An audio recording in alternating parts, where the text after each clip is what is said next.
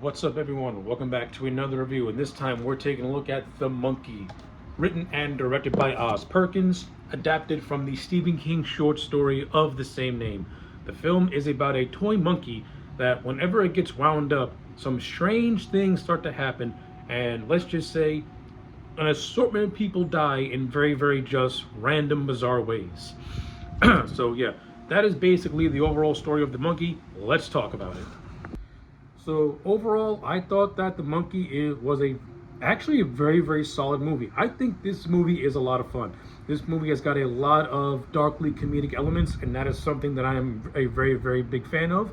And I thought that Oz Perkins has further demonstrated why he is one of my favorite modern day horror directors working right now.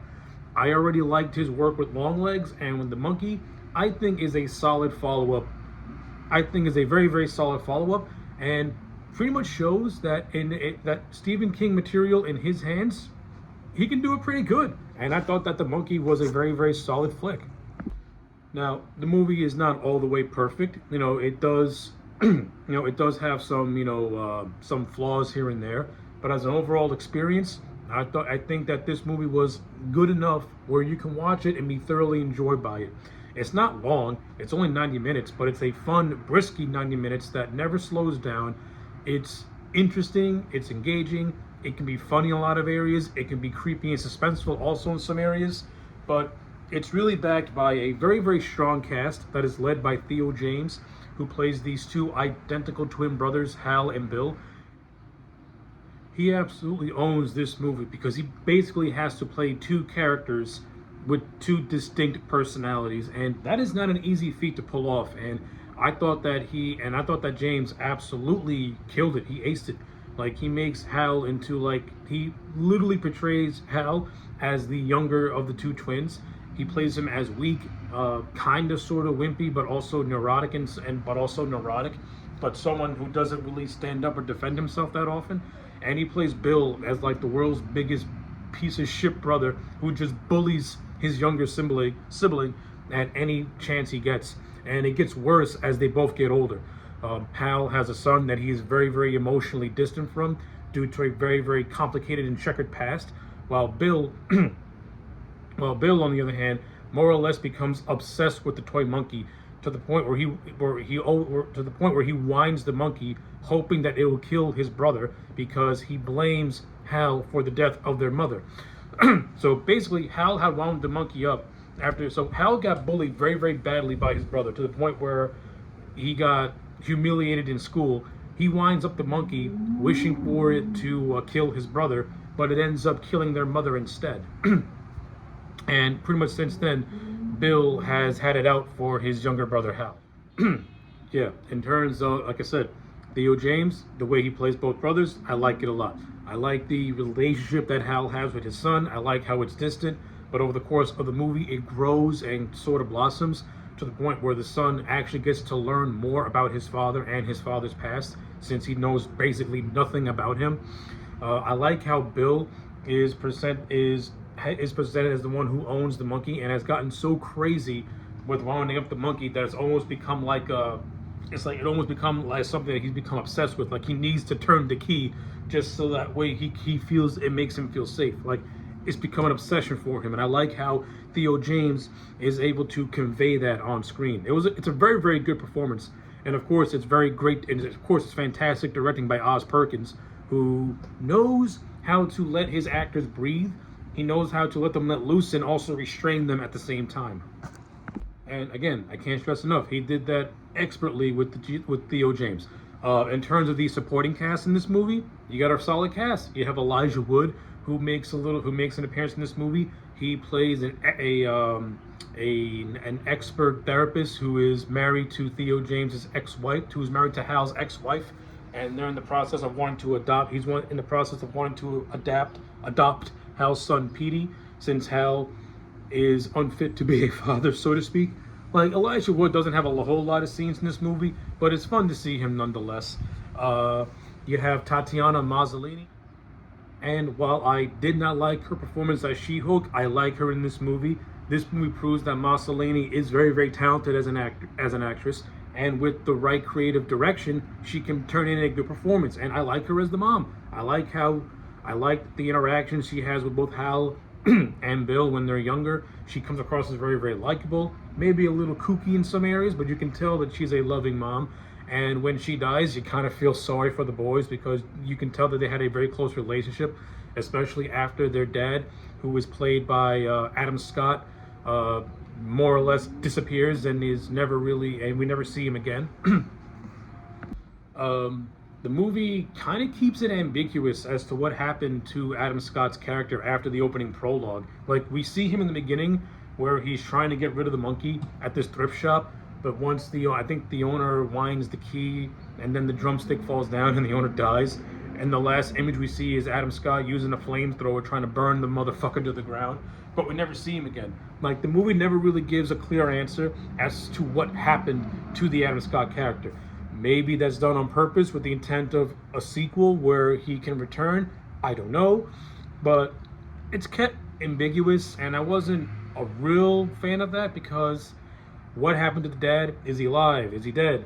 He could have played an interesting role.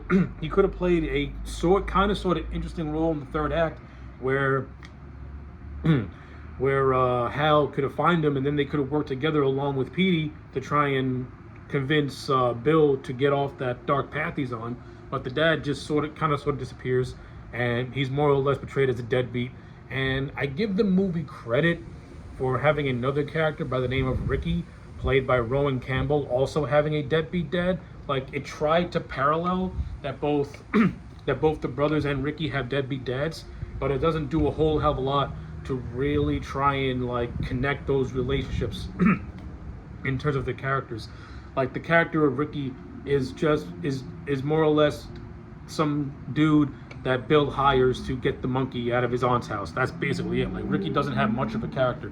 It's cool to see Rowan Campbell for the screen time that he does have. I like him as like this heavy metal like thrasher type dude, like the straggly hair and stuff like that. And he actually has a very cool death scene where where a bunch of bees just sting him to death and his face more or less melts away because of it. Like, it was gruesome and understatedly funny in some area, and understatedly funny at the same time. So like, that was cool to see. I mean, yeah, but this movie is not really interested in telling a thought-provoking story, which it doesn't. Like, The Monkey does not tell a thought-provoking story that's going to stick with you. It's a movie that is about a toy monkey that when you wind up, weird stuff happens and people die in just random ways.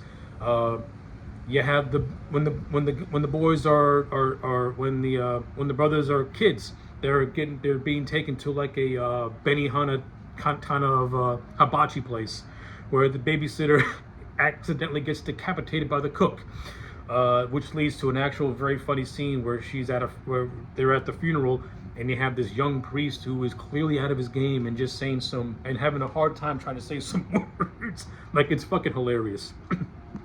And it's actually shortly after that where the mom dies of where Monkey is wound up with Hal wanting Bill to die. Then the mom dies by like this disease that is a 1 in 44 millionth of a chance of happening.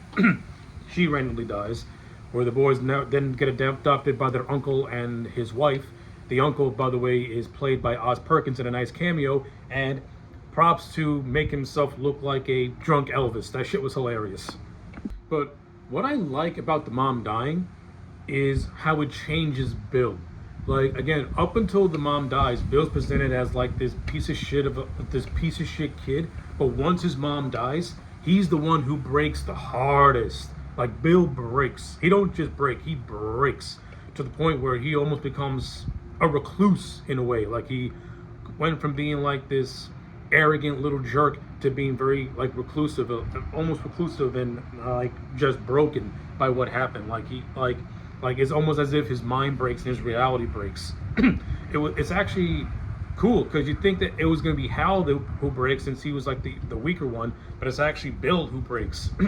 It kind of parallels that Hal was the strongest of the brothers all along, while Bill was the one putting on the facade because he's the one that will break the easiest when put into a tough situation. And that's exactly what happened, and I kind of like that. And then we flash forward to where the brothers are older. As I mentioned, Hal's having his problems with his kid, with trying to connect. he's about to lose him and through an adoption. He's trying to do his best to try and form any type of relationship with him. Petey, on the other hand, he's trying to learn about his dad, who he knows virtually nothing about, because Hal has kept his past so just protected and not wanting anyone to know about all the weird shit that he had to go through. And then on the other hand, you have Bill, who's literally become a recluse that's obsessed with the monkey and turning the key, trying to get Hal to die, to which he fails miserably in a lot of areas. This leads to a gruesomely funny montage scene where Hal and Petey go to the aunt's house after she gets killed, after she gets killed in the house because Bill turned the key. As they're talking to this realtor, we get a whole montage of a bunch of people from this town getting picked off in hilariously gruesome ways. And it all culminates with the realtor getting blown to pieces by a shotgun that was still loaded in the uncle's house. So that shit was hilarious. We then get to Petey and Hal staying at a hotel, where Hal gets a phone call from his brother, and while he's on the phone, this woman's about to dive into a pool. The pool is unknowingly gets electrified. Hal tries to get her attention, but she just explodes into a million pieces. I like how Oz Perkins made every single death in this movie just appear just randomly gruesome, but with a comedic element to them. He really plays up the whole dark comedy aspect, and I love it for it. But all this really culminates in Rowan Campbell dressing up in his father's old cop uniform and tricking Hal and Petey into thinking he's a cop, bringing them to Bill's little hideaway. And so the whole climax plays as this. After Ricky has come into contact with the monkey, it reminds him of his dad, and he kind of feels like a weird connection, to it. So he basically takes Bill and Hal he basically takes Bill, Hal, and Petey to the hideout, so that way they can retrieve the monkey for him. So after they go to the hideout, and Hal pleads with Bill to stop whining the monkey. Bill agrees only if Hal will let Petey be the guardian of the monkey, because whoever turns the monkey's key is spared from the monkey's wrath. Now Hal does not want that to happen to his son. He doesn't want his son to become obsessed with this demonic monkey toy. So after they have the brothers have their confrontation after Bill had turned the key so many times, the monkey starts to drum uncontrollably, causing the entire town to plunge into absolute chaos, to the point where a plane crashes and a parachuting bride dies by falling through the ceiling of the hideout. So after all this happens, Bill comes to his senses after he and his brother have a finally talk about their past and their feelings, and the fact that Bill evidently blames Hal for their mother's death, but they end up making amends. And I kind of like that the brothers, reconcile and make amends. I think that I would not have done the final blow of